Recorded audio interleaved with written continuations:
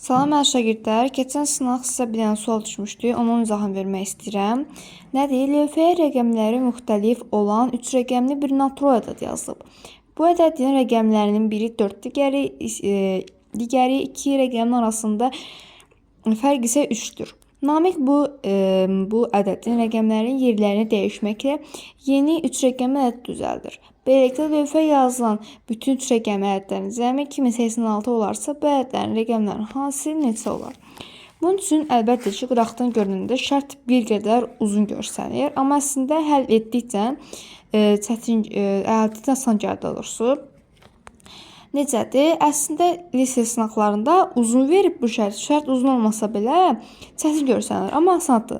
Necə? İlk öncə gəlin addım-addım eləməyi sizə başa salmağa çalışacağam. Lövhəyə rəqəmləri müxtəlif olan 3 rəqəmli bir natural ədəd yazılır. Deməli, lövhəmiz kağızdadır. Rəqəmləri müxtəlif olan bir natural ədəd yazdım. Bu zaten naturaldır, bilirik. Bura kimi hər bir dediyini özünüz üçün təhlil ilə yazırsınız. Ona da asan gələcək sizin üçün zaten. Bir ədəd yazırsınız. Bu ədədin rəqəmlərindən biri 4-dür. Tutaq ki, indi ABC'dən biri 4 ola bilər. Tutaq ki, bizim olsun 4. A 4 olsun. Mən sənin üçün deyirəm də. A-nın yerə indi ABC, yəni B də C 4 yaza bilərsiniz. Mən də A yazdım 4. Nəysə, indi keçək o bir şərt oxuyaq. Digərinin isə rəqəmlərin fərqi 3-dür. Fərq deyəndə buradan sonra B-dən C çıxanda 3 yazıram. Və yaxud C-dən B çıxa bilər. İndi tutaq ki, belə yazdım. Nəysə, belə düşünün. Bundan sonra bura kimi gəlirlər və deyirlər ki, çətindir. Xeyr, bundan sonra daha asandır da. Namiq bu ədədin rəqəmlərin yerlərini dəyişməklə yeni bir 3 rəqəmə düzəldir. Beləliklə, lövhəyə yazılan bütün rəqəm ədədlərini cəmi. İndi addım-addım edirdim mən. Nəysə, Namiq və bunun rəqəmlərini dəyişir ABC-nin. Dəyişərək bunları toplayır 2886 eləyir. Deyir ki, Namiq bu rəqəmləri dəyişir, toplayır. Biz də dəyişir yazaq. ABC ədədindən ala biləcəyim ədədlər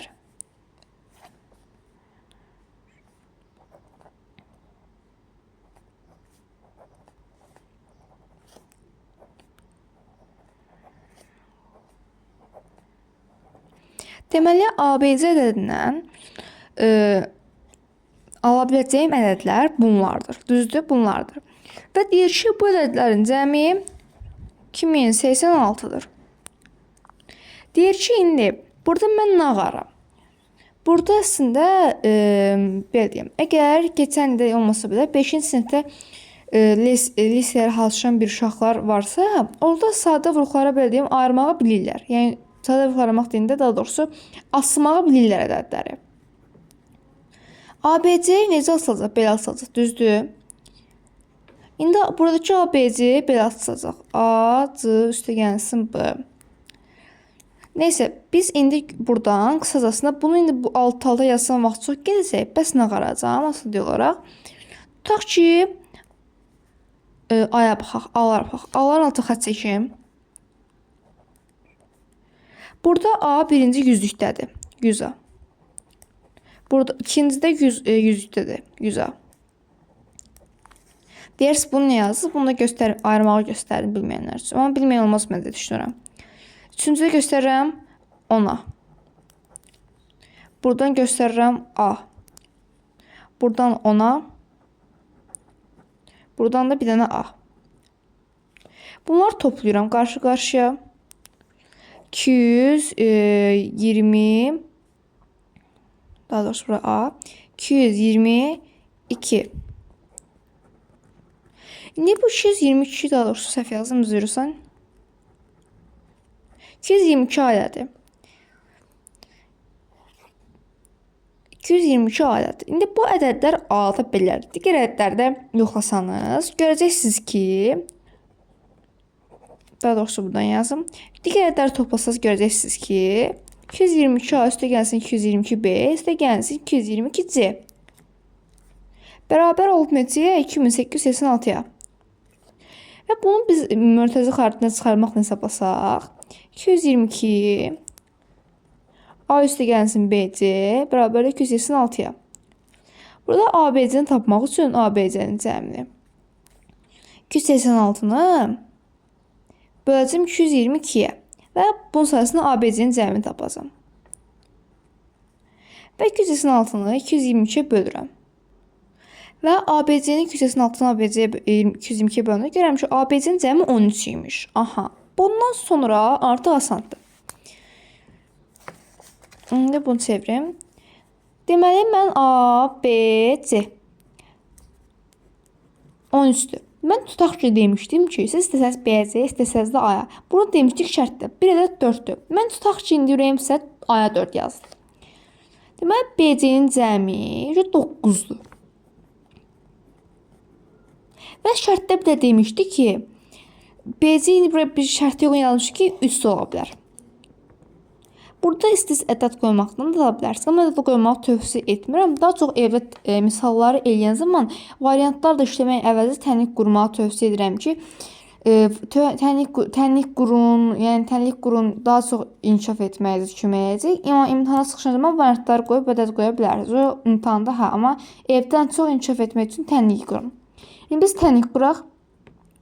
2B, bu ədəd toplayanda 2B, C-lər qısa gedəcək. Olacaq 12. B bərabərdir 6-ya. B 6 olanda C 3 olacaq. C də 3 olacaq. Deməli, mən ədədləri tapdım. Ədədləri bir toplayıb bir yerə cəmləyək. A 4-dür. B 6-dır. C 3-dür. İndi mən burada olan yazdığım ədədlərin içərisindən ürəyim hansı ədəd istəyir-istəsin. Tutaq ki, mən ABC-ni götürüm. Ürəyim ABC-ni istədi. Siz hamısını yoxlaya bilərsiniz evdə təzə öyrənirsiniz. Amma yəni yarı yoxsat yeni şeydir yəni. Mən tutaq ki, bu düzlüyüm ədədlərin içində ABC-ni istəyirəm. Daha hamısı eyni alacaq. A4, B6, C3. 463 ədədini əldə oldu. Yazıb ki, bu rəqəmlərin hasili necə olur? Yəni bu ədəddəki rəqəmlərin hansı necə olacaq? 4 vurulsun 6 vurulsun 3. 24, 4 3 vurulanda 72.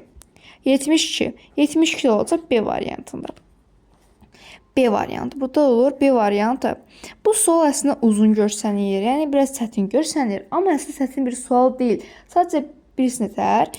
Şərti baxın bura kimi yazandan sonra, əslində gerisi yalnız hesablamadır, tənliyi həllidir. Əsas bura kimi yazmaqdır. Bura kimi düşünəndən sonra baxın bir bu hissə, amma əsas bir budur, bir də bu hissə idi. Bu iki hissəni yazandan sonra bu qalan yazılmış şey əslində tənliklər idi. Yəni əslində asan bir sual idi bu. Sağ olun, yəni 1,5-liyə görə asan bir sual sayılır əslində bu. Sağ olun, görüşəndək. Əgər bu video sizə faydalı olsa, kanalıma like atıb abunə olmağı unutmayın. Və tanıdığınız insanlarla paylaşın ki, onlar da bu cür sual nümunələri, məntiq sual nümunələrini görə bilsinlər. Sağ olun, görüşəndək.